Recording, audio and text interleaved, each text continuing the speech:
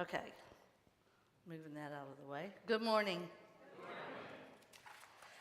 So, this is going to be a fairly quick little sermon, and it's about evangelism, that E word. The E word is often a negative word for some of us. I know that my first thoughts when I hear it is of the Bible-shaking guy who used to stand near the corner of Grand and Arsenal on the Pride weekend, and who, during our Sunday Mass on the grass, would be, while we were singing and praying, he would be yelling and screaming at us that we were all going to hell. I know others have concerns about evangelism, or maybe it's just evangelists. Besides the guy at Pride, I think of my personal encounter with a squad of people who were protecting mega-rich TV evangelist Kenneth Copeland. Did you know that Kenneth Copeland is the richest preacher in America? In 2022, he was worth $300 million. I first knew of him because my grandmother liked him and gave him some money. Later, I knew of him because he had and still has a 1,400-acre compound on Eagle Mountain Lake in Tarrant County, Texas, just north of Fort Worth, where his church, his airport, and his monstrous home are located. Long ago, in another world, I was an environmental coordinator for Tarrant Regional Water District, which is a raw water supplier for 11 counties in North Texas. Eagle Mountain was one of the 4 reservoirs that the district owned and monitored. The field team responded to all sorts of calls regarding situations that could possibly pollute this raw water reservoir. I was on the field team. One day a call came in that said raw sewage was spilling into the northern parts of the lake, so we went by boat to investigate. Because 300 feet from the conservation level water line of the reservoir belonged to the water district, we were well within our jurisdiction to be actually standing on that land. However, within minutes of our stepping out of the boat, 3 Jeep-type vehicles rapidly descended upon us. It was like a scene from a movie. These guys were hanging onto the sides of the Jeep, and they jumped off before the vehicle even stopped. Just imagine, can't you see it? Most of them had Uzi-type style weapons that were semi-aimed, ready to shoot. This was in the 1990s in a remote location.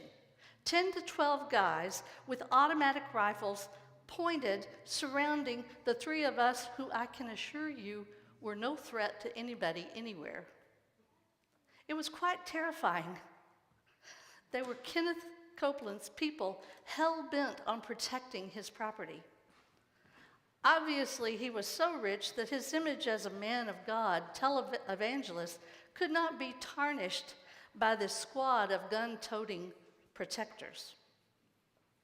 They did allow us to identify ourselves as state representatives, state officials, yet they did not put up their weapons, and further, they warned us to approach the compound in the future by land, not by water, and by checking in, not just randomly on our own. Regardless that they were wrong, we willingly left, as you can well imagine. Needless to say, after that encounter, it was very difficult to hear a gospel message coming from this preacher. Like I said, maybe it's not the word evangelism that we're so afraid of. Maybe it's just some of the people. There are several types of evangelism. There's direct, intellectual, testimonial, interpersonal, invitational, and serving. What is important about each and every one of these is that they share the good news of Jesus Christ. My day-to-day form of evangelism style is serving. It's what I do. I preach the gospel by actual just serving people, being with the people. Now, the Samaritan woman at the well is a good example of both testimonial and invitational style of evangelism.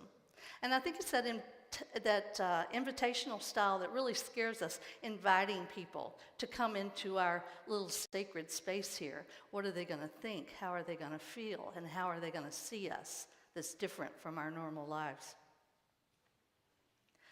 But this is what she did. The gospel story today begins with an odd occurrence.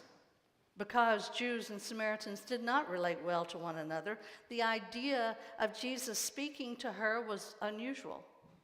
Considering that a woman was talking to a man without supervision was against all social norms, and it made it even more odd. Still, they talk. And he tells her things about herself that he couldn't possibly know unless he was someone very special.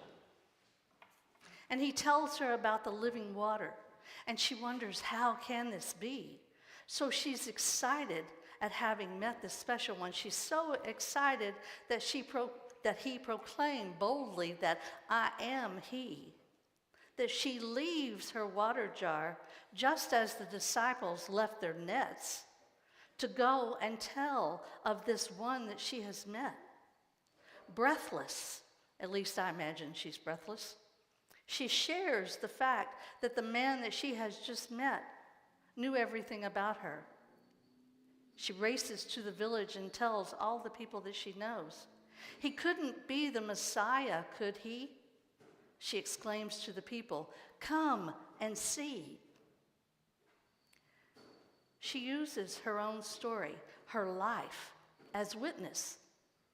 So taken were they with her excitement, her story, that they hurry to see this man.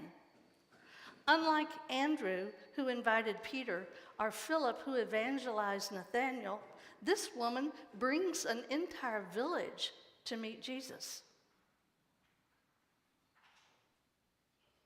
The people believed her because of her personal testimony and her personal invitation to them to come and see.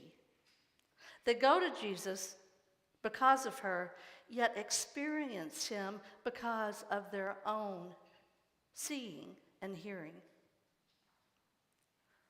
When we share our sacred stories, people are introduced to the sacred.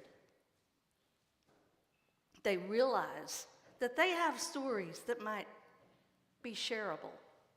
They understand because of their own experience. Now, it's frightening, I know, for many people to talk about their encounters with Jesus, to think that anyone else would want to hear all that. I know how many times in the past I have hesitated to speak about this thing that has hold of me. Long ago, I would have rarely shared the strange and yet wonderful things that have happened to me throughout my life. Yet here I am. Sharing my story through action or by words is a part of who I am now. It's a natural thing. I came back to church as a 30-year-old. I already told you I was raised in the Southern Baptist Church and we were there all the time. But I left it, as is fairly common for young adults. I came back at the age of 30 because of my mom. She had left the Baptist church years before and had become a part of this Anglican thing. She was always an Anglophile, so this Episcopal church was perfect for her. Part of the Anglican communion, it just fit. She loved it. Yet she saw more in it than just that. She saw a way of life. I was interested in her enthusiasm about it. I came because of her story and because she invited me to come with her. I stayed because it was a place for me to learn more about living the life of Jesus. So today, I'm going to invite you to ask yourself, why am I here? Who invited me? What did I find that made me want to stay? Ponder these things in your heart. And then I encourage you to ask yourself one other question.